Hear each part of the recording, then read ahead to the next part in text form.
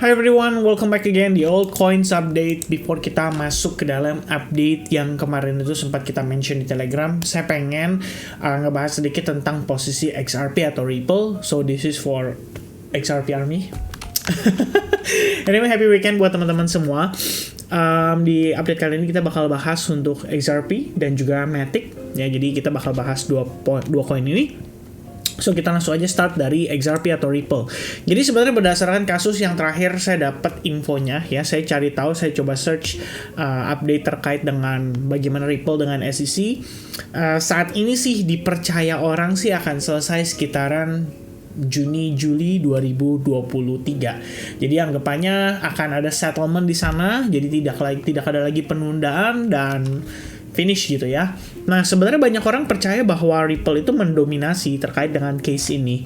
Jadi diyakini Ripple bisa menang, dan kalau Ripple menang sebenarnya berarti banget teman-teman buat nggak hanya pergerakan pada XRP, tapi kita berbicara buat semua kripto yang tadinya dikatakan sebagai sebuah sekuritas gitu ya.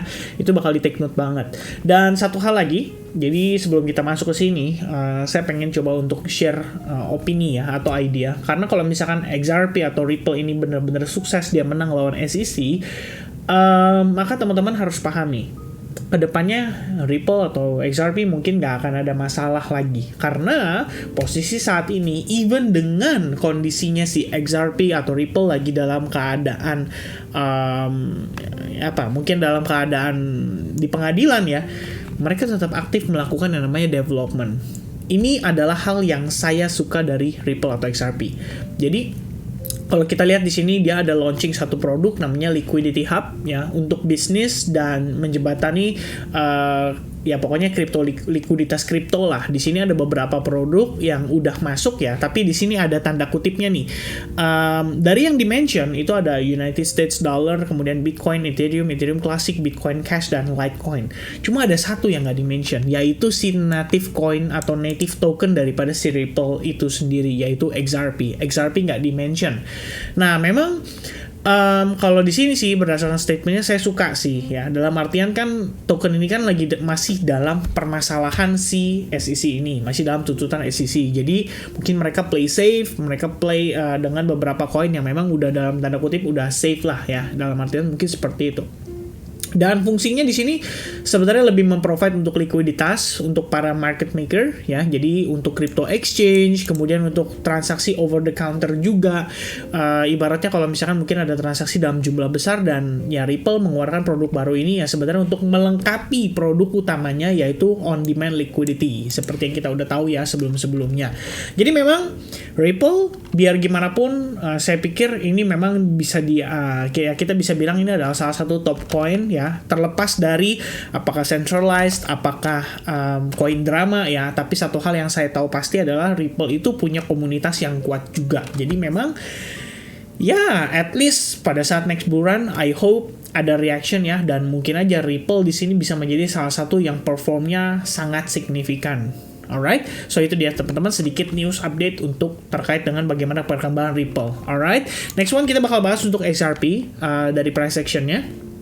Jadi kalau kita lihat berdasarkan price action daripada isi XRP, kita tuh lagi testing trendline keramat ya. Ini adalah trendline yang sangat-sangat penting untuk XRP bisa berhasil breakout. Jadi kalau kita lihat saat ini, posisinya itu lagi di testing. Kemarin ada rejection, harga sempat naik sampai 0,54, kemudian closingnya lagi-lagi di bawah 0,54 itu ya, di level trend lainnya ya, sekitaran $0,52 lah more or less-nya. Jadi memang area ini adalah area resistance yang sangatlah kuat, dan kalau misalkan XRP berhasil breakout dari sana, kita mungkin akan dibawa untuk testing ke level $0,6. Seperti yang kita ketahui teman-teman sekalian, di $0,6 ini merupakan area strong SNR ya, antara area bullish dan area bearish kalau saya bisa bilang sih, pada time frame yang lebih besar. Jadi kalau misalkan lihat ya teman-teman di time frame weekly, close-nya di atas trendline, dan lebih bagus lagi close-nya di atas si area resistance dan supportnya, ini bakal jadi benar-benar sebuah gebrakan untuk XRP itu mungkin siap untuk bullish kembali. Jadi saya pikir ini adalah area yang kita perlu pantau sama-sama ya. Sampai area tersebut berhasil di break, saya pikir sellers atau rejection pada si XRP itu masih bisa terjadi. Jadi kita tetap waspada, jangan terlalu FOMO atau buru-buru untuk langsung masuk gitu ya. Wah, ini kayak XRP bakal bagus banget nih. Tetap kita nggak boleh berpikir untuk terlalu greedy mungkin ya, atau bukan greedy ya, mungkin FOMO itu adalah fear of missing out, istilahnya takut ketinggalan kereta gitu.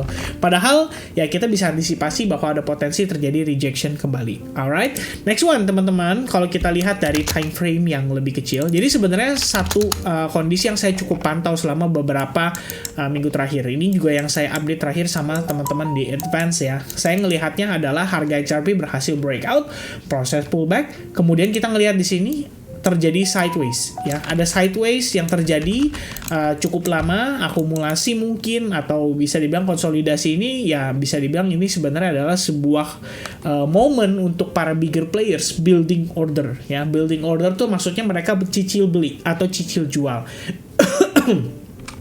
Namun kalau kita ngelihat dari bagaimana prosesnya, sebenarnya kalian bisa aja tambahin semacam ascending triangle, atau misalkan membentuk semacam, dibilang ascending channel juga nggak salah sih ya. Bisa juga kita ngelihatnya seperti ini. Jadi kayak perlahan-lahan dia nanjak, tapi kemudian hanya sekedar untuk bull trap aja, dan pada akhirnya harganya dibanting kembali. Ya, dibanting bukan tujuan untuk buruk ya, tapi memang kalau kita lihat time frame daily pun turun untuk dia mencari higher low.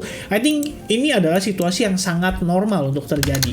Nah, sementara pada time frame yang lebih kecil di 1 jam, kemarin kita udah ngelihat nih, spike ini tuh sebenarnya merupakan indikasi yang cukup positif untuk sellers, menunjukkan ya bahwa ya mereka masih ada di sana dan mereka sedang mencoba untuk memanfaatkan situasi ini. Nah, meanwhile kapan istilahnya si XRP itu benar-benar kita akan melihat dia cenderung turun?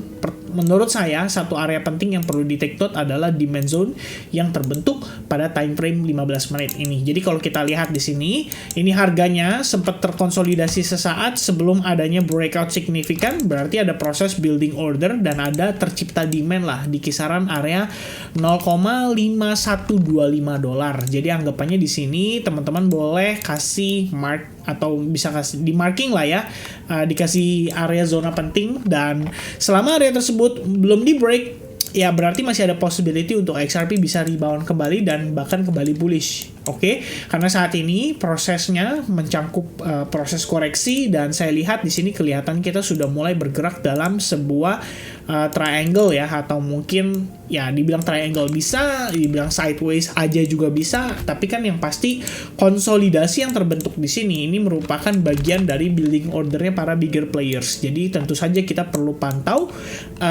kemanakah breakout selanjutnya, dan itu menurut saya adalah clue terkait dengan pergerakan untuk XRP berikutnya. Jadi kalau misalkan teman-teman melihat nih, dia berhasil break terhadap area resistance-nya, nah ini kita boleh antisipasi ada kemungkinan harga bisa langsung nanjak lagi, karena jatuhnya keseluruhan bisa aja ini bergerak di dalam sebuah trend line. Oke, jadi itu perlu di take note teman-teman. Nah, itu sementara sih yang mungkin saya bisa updatekan untuk XRP atau Ripple ya. Kita ngelihatnya kita sedang berada di area trendline yang sangat major, di area resistance yang sangat penting. Break itu artinya konfirmasi yang sangat positif buat XRP atau Ripple, bisa ngejar ke 0,6 dolar, tapi kalau rejection dari sana berarti kita bisa mengharapkan harga yang lebih murah untuk kita buyback kembali si XRP. Alright? Oke, so next one kita bakal update ke yang rutin ya. Jadi kita bakal bahas sedikit untuk posisi daripada si Matic. Matic kemarin kita sempat antisipasi terbentuk sebuah triangle pattern, dan pada akhirnya kelihatan sepertinya sudah break nih ya daripada si triangle pattern tersebut. Dan kalau misalnya teman-teman zoom in ke time frame hourly-nya, saya sempat lihat ya bahwa sebetulnya sebelumnya ada sempat proses koreksi yang terjadi ya. Jadi setelah rejection terjadi pada terbentuknya si head and shoulders ini, kita lihat ya harganya cenderung membentuk struktur bearish ya, sampai akhirnya struktur lower high-nya terakhir itu udah berhasil di break ya, sudah berhasil di break, dan sekarang posisinya kita lagi testing aja terhadap area resistance sebelumnya. Oke, jadi ini memang merupakan kunci ya pergerakan untuk si Matic. Saya pikir kita udah berhasil break dari resistance ini, jadi tinggal saat ini adalah tinggal tinggal PR-nya ya untuk si Matic ini adalah bertahan di atas area support tersebut. Jadi kalau misalkan Matic nih mampu bertahan di atas level support itu, berarti kita dalam waktu dekat ini mungkin akan ngelihat Matic cenderung rebound lagi. Dan kalau teman-teman mungkin zoom in lagi, kalian lihat lagi ke time frame yang lebih kecil, kalian bisa lihat bahwa proses yang terjadi saat ini memang cenderung membentuk falling wedge. Cuman pertanyaannya adalah apakah falling wedge ini valid ya, mengingat pergerakan di weekend itu kan sebenarnya cenderung low volatile. Jadi kita perlu konfirmasi lagi dan kita lihat bagaimana Matic bisa mempertahankan area support ini. Karena kalau saya lihat nih kayaknya sellersnya lumayan ya, lagi masuk nih, lagi mencoba untuk menekan. Dan sebetulnya sih nggak cuman pada Matic, karena tadi kita ngelihat juga dari posisi si Bitcoin dominance-nya ya pelan-pelan ada mulai tanjakan ya, diiringi dengan Bitcoin yang cenderung koreksi. Jadi apa boleh buat teman-teman, biasanya kalau ini yang terjadi kecenderungan untuk altcoins akan cenderung terkoreksi. Oke, so I think that's it everybody. Sekian dulu untuk update yang bisa saya berikan ya terkait dengan XRP dan Matic. Please pay attention on Matic. Kalau misalkan dia breakdown lagi, wah kebetulan ya, kalau misalkan dia breakdown lagi dari area support ini, maka kita bisa expecting Matic untuk balik dulu, turun, testing terhadap area demand zone terakhir di time frame yang lebih kecil ya. Karena kalau kita lihat di sini sempat ada sideways, jadi ada sempat proses building order di sana dan pada akhirnya harga nanjak setelah berhasil break dari sideways-nya itu. Jadi saya pikir kalau misalkan memang Matic belum siap untuk rally, I think kita masih bisa ngelihat Matic untuk balik dulu, turun, testing ke level 1,15 before kita ngelihat reaction lagi. Alright, so I think that's it everybody. Once again, thank you very much for watching this video. Mudah-mudahan informasi yang saya sampaikan bisa bermanfaat, walaupun sekilas saja ya, tapi kita tetap harus kasih update gambaran supaya teman-teman lihat juga, terutama big newsnya tadi sama si XRP sih kalau menurut saya. So I hope once again guys you have a very great weekend. Santai-santai dulu, kita chill dulu ya, nikmatin weekend kita dan fight lagi di hari Senin mendatang. So that's it, God bless and I'll see you guys again in the next update. Cheers guys.